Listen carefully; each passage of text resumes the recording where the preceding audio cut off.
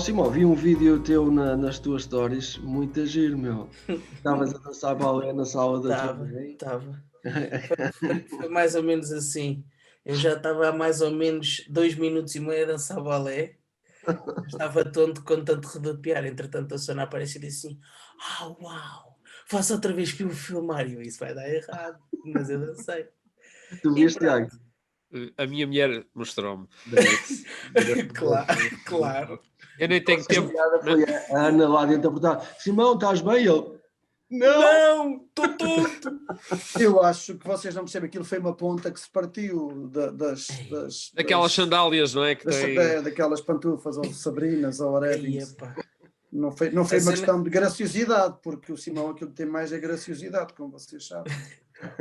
é que eu comecei a fazer aquilo especificamente por causa das pantufas. Deslizavam bué da bem. Obviamente que tinha tinha de dar errado. Yeah. Ora bem. Francisco, foi muito bom ouvir-te no domingo. Mas eu acho que enganaste no título. Aquilo que se costuma dizer é mais vale só que mal acompanhado. Aquilo não estava bem. É verdade, é a opinião comum. E foi de facto daí, aqui há uns meses atrás, que me surgiu essa questão, não é? É. Temos sempre essa ideia, porque temos tendência a fazer atribuições às pessoas e fazer leituras delas, e então, até como eu dizia, se elas nos são convenientes, temos tendência para lhes chamar os nossos heróis, pessoas fixes para nós, são boa companhia. Uhum. E aqueles que às vezes não são assim tão agradáveis ou que nos dão para trás, como se costuma dizer, nós dizemos que afinal não me interessa muito esta pessoa, não é? Então, como eu dizia até no início, às vezes nós chamamos vilão ao nosso herói e chamamos herói ao nosso vilão, não é? É. E isto para fazer aquele trocadilho que às vezes sempre pensamos que alguém que nos desencaminha, entre aspas, ou alguém que um terceiro acha que não é bom para nós, dá-nos sempre esta ideia, eu a certas pessoas não me interessa, não? Nós precisamos de todos, tem alturas que há pessoas que são importantes num momento, outras no outro, umas para uma dimensão da vida, outras para outra dimensão da vida, não é? É mesmo assim. Então, Para não corrermos o risco de não deusar ninguém. se não é só nem mal acompanhado, qual é a alternativa?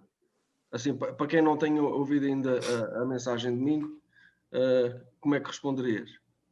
Eu diria que para mim a questão da má companhia, até à luz daquilo que íamos lendo, que fomos lendo lá no princípio, no início, quando Deus criou o homem, era a questão mesmo daquilo que nos é apropriado, que é adequado, não é? Porque pode-me ser desagradável ou pode ser até desconfortável, mas aquela companhia é-me adequada, porque ela fala a minha vida, porque ela chama a atenção, porque ela caminha comigo, não é?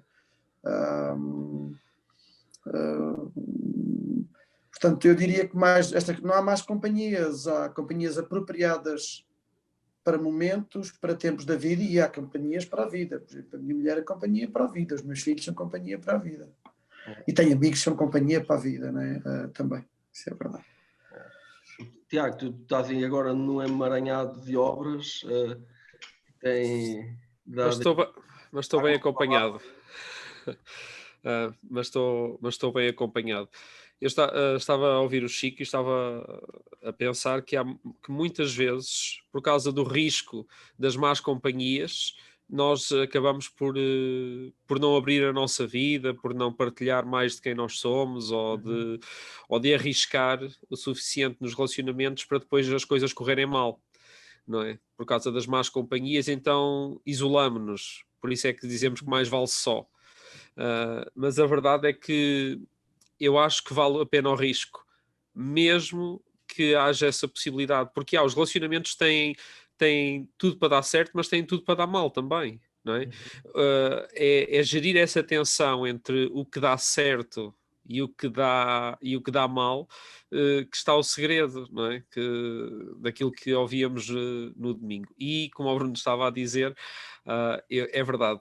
Eu estou num emaranhado de obras, estamos aqui, eu e a minha família, estamos a remodelar o nosso próximo espaço, a nossa habitação, a nossa morada, mas o que é certo é que para nós, desde que nós casámos, até antes, já namorávamos, isto era bem evidente que nós não queríamos fazer o caminho sós.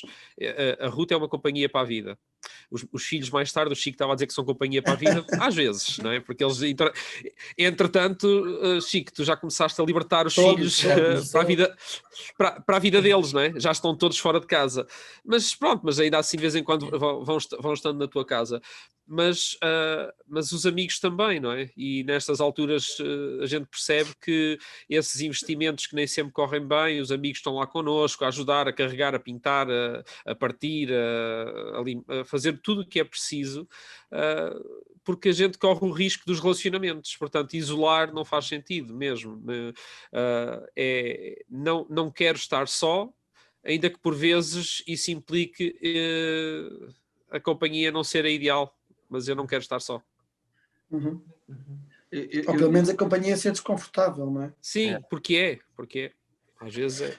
E às vezes as que nos fazem mais fácil, às vezes são mesmo desconfortáveis, não é? Sim. Também, esta questão da solidão é de facto, não é? Nós às vezes quase até, e às vezes até de correlamento. Eu ontem falava com alguém que, apesar de ver uma família, era uma pessoa que não se sentia parte daquela família e desesperada porque gostava era até desaparecer dali, mas não tem condições de desaparecer por várias razões, inclusive de logística, económicas, por aí diante, não é? É aquela aflição, muitas vezes sentes-te encurralado, então faz um movimento de fuga, porque vale mais estar só contigo, porque já lidar só contigo é difícil, quanto mais com aquilo que os outros te trazem, não é? Uhum. Por outro lado, adoece-nos, não é? Porque nós precisamos mesmo daquilo que os outros nos trazem, daquilo que os outros nos acrescentam.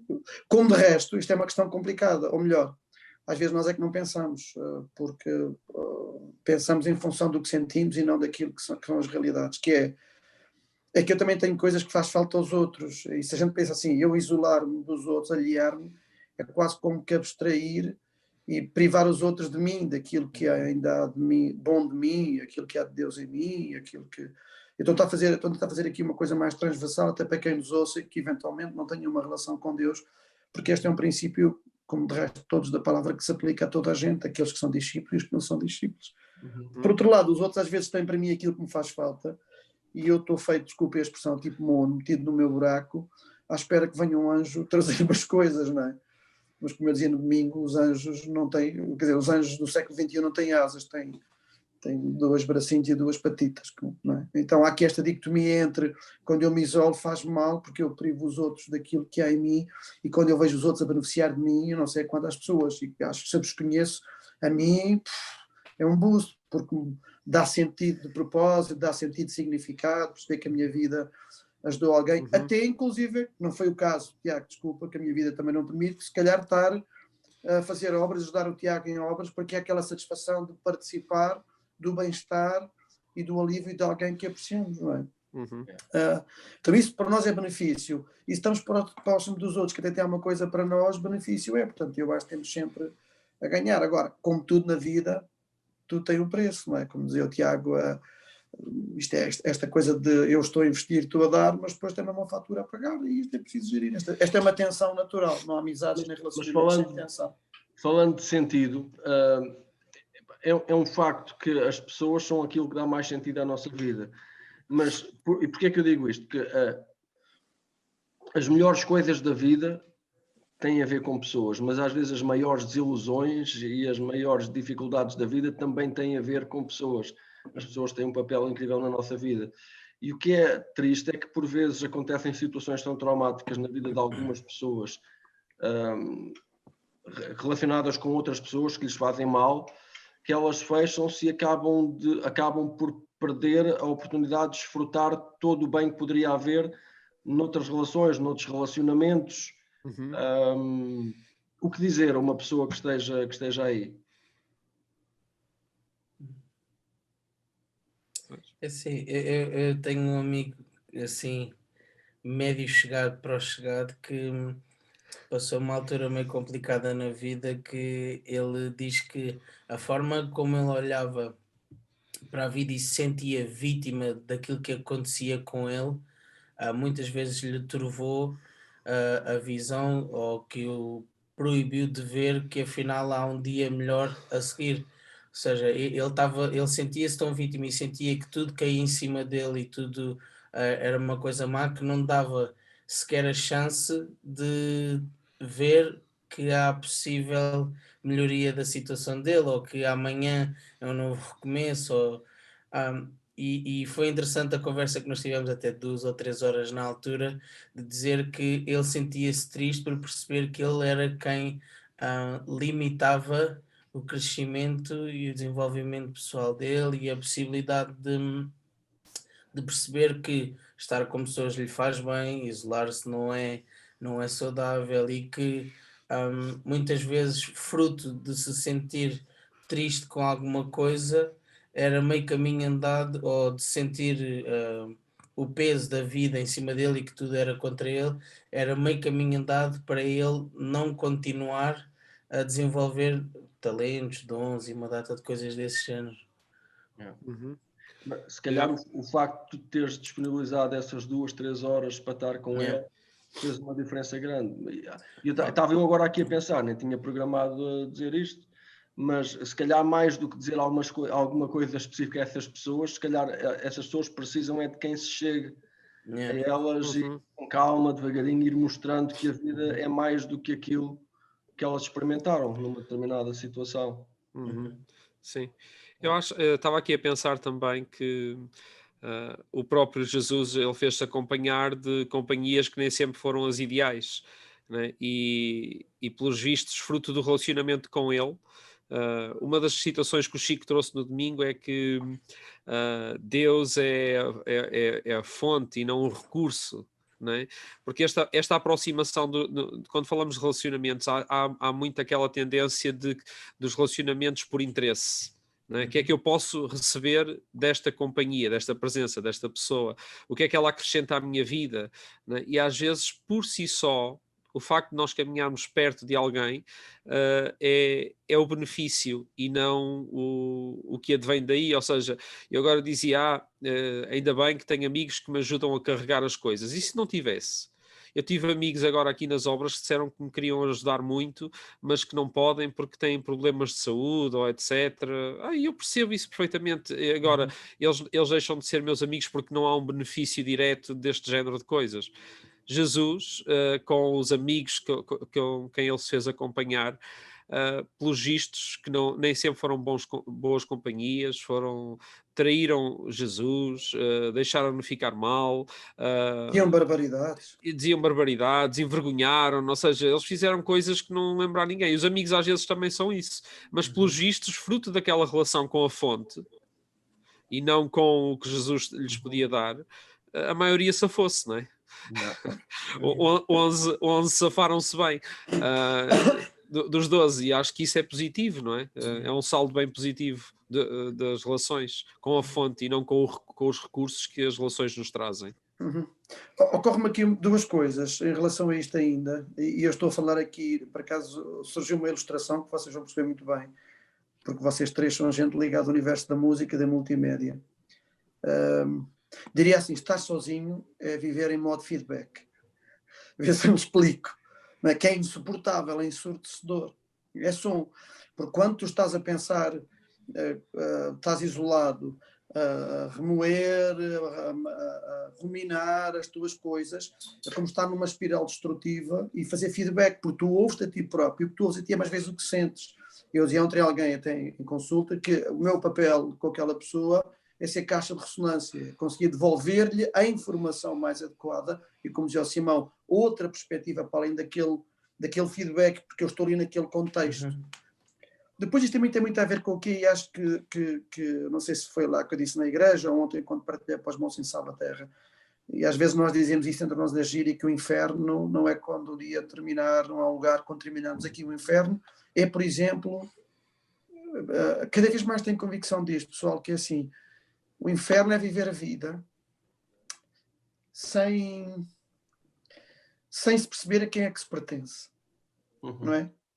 E se nós acabamos por ser desenhados e criados à imagem e semelhança de alguém, nós somos pertença sua, o estar só, como eu dizia até no domingo, adoece-nos, faz-nos muito mal porque o vazio, porque essa que é a aflição, o estar só não é, porque eu pertenço a alguém, a súplica e o anseio de pertencer a alguém, a quem é que eu pertenço, E o ser humano procura isso. Cada vez mais nós vemos pessoas que não querem crer em Deus por 1001 razões, agora não perdemos tempo com isso, mas a verdade é que esta necessidade de se pertencer, de quem é que eu sou, a quem é que eu pertenço, é uma aflição, mesmo tendo família, porque uma coisa é ter pai, outra coisa é ter um progenitor, não é? E é um bocado aquilo que estava a dizer até o Tiago, quer dizer, e aí já não tem a ver com o benefício que eu trago, eu sei que pertence ali, é como aos filhos eu dizia, são filhos para a vida, eles foram-se embora, e aliás, eu quero isso mesmo, andamento fora de casa, mas eu sei que eles são meus e eu sou deles, não é? Até como eu sei que sou do Senhor, não é? Somos dele. Eu hoje li de manhã no meu devocional uma coisa curiosa que dizia o autor, que é como é que nós seres humanos conseguimos pôr condições àquilo que afirmamos ser incondicional, o amor de Deus, não é? Diz, o amor de Deus é condicional, mas uns quantos de nós cristãos conseguimos pôr ali umas pitadinhas de condições? Eu próprio estava-me a questionar, a refletir, Senhor, que condições é que eu ponho muitas vezes para aceitar o teu amor dessa forma incondicional, não é? O meu ato, o meu problema de consciência, eu acho porque se calhar não sou tão disciplinado no tempo emocional, Deus já não me vai amar igual. Tanto. Esta coisa do feedback, que é uma consequência de estarmos só, esta necessidade, este desespero de se pertencer a alguém que faz parte da nossa identidade enquanto pessoas, eu acho que é a gênese de tudo, não é? Fim ao cabo. Eu recomendava que quem quiser saber mais deste assunto pode escutar a mensagem do domingo passado pelo Francisco, basta ir ao canal do YouTube da Casa da Cidade ou ouvir no Spotify, nos podcasts ou no Anchor, tem várias possibilidades. Mas se calhar, tentando concluir aqui, eu fazia aqui uma pergunta ao Simão, porque nós vivemos numa época onde os relacionamentos são quase descartáveis, enquanto servirem os meus propósitos ou enquanto servirem a minha felicidade, enquanto forem úteis, são bem-vindos, quando já não for feliz, tchau. E eu perguntava, Simão, como é que uma pessoa da tua idade olha, por exemplo, para uma relação de casamento? Tu és casado de fresco, casaste há pouco tempo e pelo que conheço de ti, quando casaste para a vida. Diz-me, na tua perspectiva, isso não é demais hoje em dia, assumir um compromisso de um relacionamento para a vida? É assim, eu posso dizer que sou alguém diferente nesse aspecto, né? Até porque eu venho de uma família que nos dias de hoje é extremamente diferente. O senhor Francisco está aqui a falar connosco, é casado há 30 e qualquer coisa anos, e o cuidado que eu vejo entre os meus pais é uma coisa que para mim inevitavelmente me influencia, né? Então para mim ver a minha família sempre foi uma coisa que a mim me fez sonhar com família, e eu sou alguém que carece de coisas que tenham significado, que eu chateio um bocado, vamos pôr assim, a Susana adora passear, eu se não é para passear com uma cena específica, de ir de ponto A a ponto B, ver coisas específicas, para mim mexe comigo. Então, para mim, tem muito a ver com isso. Eu acho que as relações são mais do que para beber um café ou uma cerveja de forma leviana, ou como é que se diz, mas é muito mais na medida em que o café ou a cerveja são um pretexto para estarmos juntos e partilharmos vida, né? Então o casamento para mim acaba por ser um bocado por aí, né? Porque eu encontrei alguém que sonha sonhos que eu sonho, e que tem as mesmas vontades de percorrer caminho comigo, ou percorrer um caminho com perspectiva de família, de ter uma casa em conjunto, inclusive é conta em conjunto, inclusive é filhos. Então para mim torna-se até bastante claro perceber que alguém que sonha o que eu sonho, disposto a correr a mesma caminhada que eu estou disposto, e ainda por cima estamos ligados. Acho que é tudo um plus, né? E para mim o sentido de pertença e o sentido de casa, o sentido de ser para mim é muito mais satisfatório do que a mera questão de conhecer pessoas e deixá-las ir, conhecer pessoas e deixá-las ir, conhecer pessoas e deixá-las ir, né? E nisto estava a pensar no que o Tiago estava a dizer, e eu acho que nisto, quer seja na relação de casamento e às vezes na relação com as outras pessoas. Jesus nem sempre cercava das companhias mais certas, mas Jesus certificava-se de ser a companhia mais certa para. Então eu acho que nós temos de implementar isso nas nossas relações pessoais, com os nossos amigos, com quem vamos conhecendo, mas acima de tudo acho que devemos ser ao máximo possível a Jesus também na nossa casa, não é, Francisco? É. Confere. Ainda ontem eu por acaso lia também no meu devocional aquela passagem em que Jesus teve que dizer a algumas pessoas: quem precisa de médico não são os sãos, são os doentes. Quando ele também era muito criticado seguindo aquilo que estás a dizer, quando ele era muito criticado pelas companhias que escolhia. Conversa muito boa, obrigado pela vossa disponibilidade. Nada, um prazer. Juntos no próximo domingo, que vai ser um domingo muito especial. Falamos pela casa. Exatamente. Um abraço. Abraço. Obrigado.